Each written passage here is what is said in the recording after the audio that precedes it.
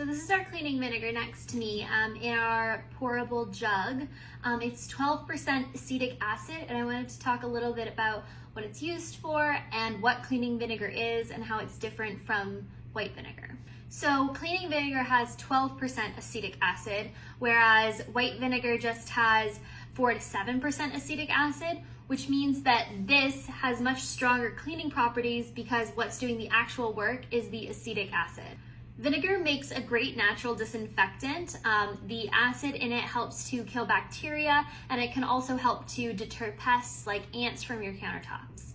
Cleaning vinegar makes a good replacement for a regular all-purpose cleaner, and you can either use it undiluted or you can dilute it.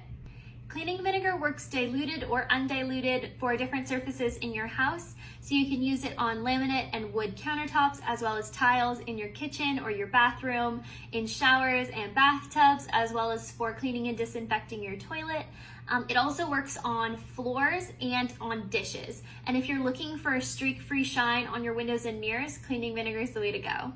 People often ask how strong the smell of vinegar is with cleaning vinegar and are worried that the vinegar smell is going to linger. I find the vinegar smell doesn't linger for very long, but if you want to try and reduce the smell of the vinegar as well, you can dilute it, and you can also infuse the vinegar with something like citrus peels to give it more of a citrusy smell as opposed to a vinegary smell. Cleaning vinegar is available in refill for 4 cents per 10 grams, and we are accepting bring your own container.